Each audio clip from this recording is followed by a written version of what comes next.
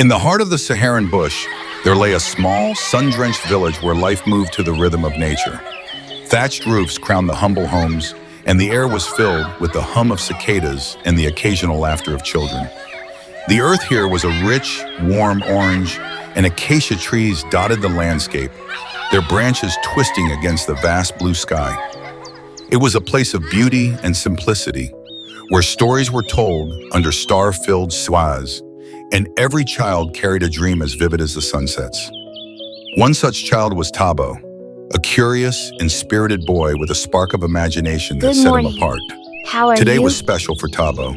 He had spent the last week carving a toy animal from a piece of wood he had found near the river. Though rough around the edges, it was crafted with care and painted with earthy pigments he had my gathered new toy I himself. want to show you. It's amazing. Proud of his creation, You will love Tabo it. eagerly ran to show it to the other Oh children. no, what just happened to my toy? But as he held up his wooden toy, hoping for admiration, the worst happened. The fragile carving broke in his hands. The children burst into laughter, their mocking voices echoing in Tabo's ears. "What kind of toy is that?" one teased. "Even the termites wouldn't want it," another jeered. Hurt and humiliated, Tabo's face burned with shame. Unable to bear their ridicule, he turned and ran, tears streaming down his cheeks until the sound of their laughter faded into the distance. Tabo found himself in the vast expanse of the bush, where the only sounds were the rustling leaves and his own soft sobs. He sat beneath a large baobab tree, his head buried in his arms. His chest heaved as he wiped his tears on the sleeve of his worn blue shirt. The weight of loneliness pressed on him, and for a moment, he felt as though the world had turned its back. Just then, a small bird fluttered down from the branches above. It hopped close, tilting its head curiously as if trying to cheer him up. The bird chirped and flitted around, performing a comical little dance. Despite himself, Tabo couldn't help but smile. "You're a funny little thing, aren't you?" he whispered. The bird chirped again, as if in reply, and Tabo's spirits began to lift. He looked around, the world seeming just a little brighter. That's when he heard it, a soft, plaintive sound, like a cry for help. Tabo stood still, his ears straining. The sound came again, a low, desperate moan. Following the noise, he ventured deeper into the bush until he came upon a heartbreaking sight, a young zebra, its leg caught in a snare. The poor creature's striped coat was scratched, and its eyes were wide with fear. "Oh no," Tabo whispered, his heart aching for the zebra. Slowly, carefully, he approached, speaking in a gentle tone to calm it. "It's okay, I'm here to help." He knelt by the snare, his hands working quickly to untangle the cruel trap. The zebra flinched at first, but Tabo's soothing words and steady hands reassured it. Finally, the snare fell away, and the zebra let out a soft whinny of relief. Tabo pulled out his water flask and offered it to the zebra, which drank eagerly. He then gathered a few leafy branches from nearby and placed them in front of the animal. "There you go," he said softly. "You must be hungry." The zebra nibbled at the leaves, its large eyes fixed on Tabo with a mix of gratitude and trust. As the day waned, the two found a large tree to rest under. The golden light of the setting sun bathed the landscape in a warm glow, and Tabo felt a deep sense of peace. The zebra lay close to him, its breathing steady and calm. Together they watched the sun dip below the horizon, painting the sky in fiery hues of orange, pink, and purple. Tabo's eyelids grew heavy, and soon he and the zebra drifted off to sleep, the sounds of the bush lulling them into dreams. When morning came, the first rays of sunlight warmed Tabo's face. He opened his eyes to find the zebra still beside him.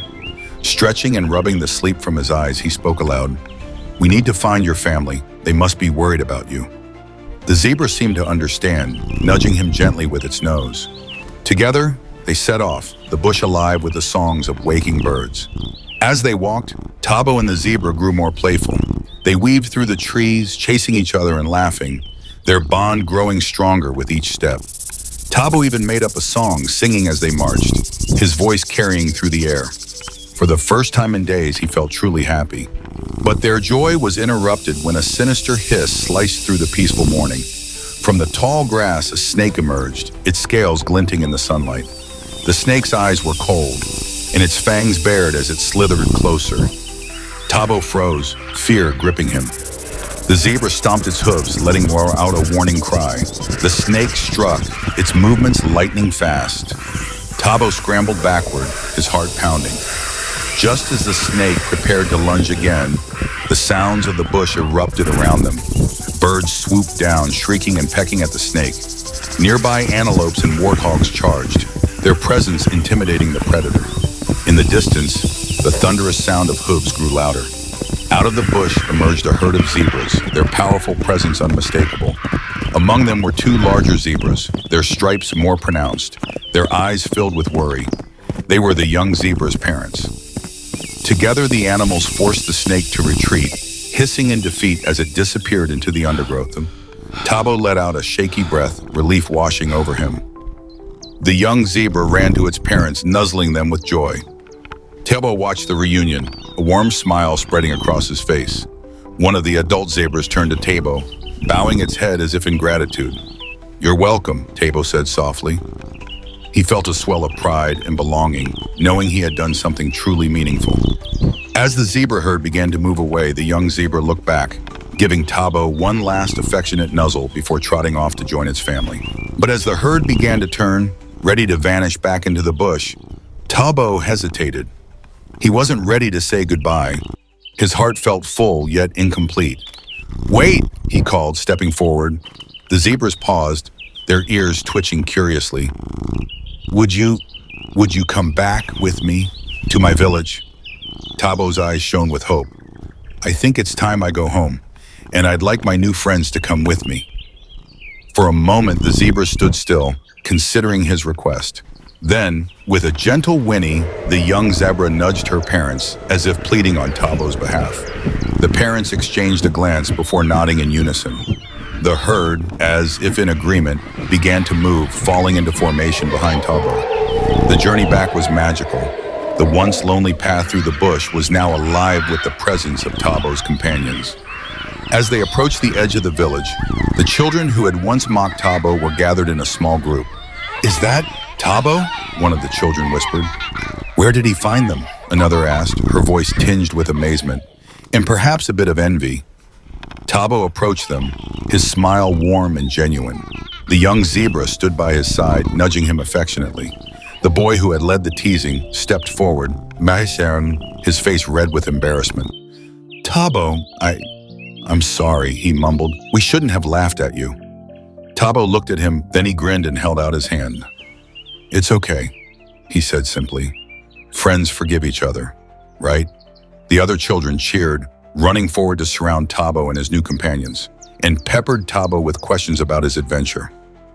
For the first time, Tabo felt truly accepted, not because he had proved anything, but because he had remained true to himself. As the sun began to set, painting the village in shades of gold and crimson, the zebra herd prepared to leave. The young zebra lingered, nuzzling Tabo one last time before trotting back to her parents. Tabo watched them disappear into the distance, his heart full of gratitude.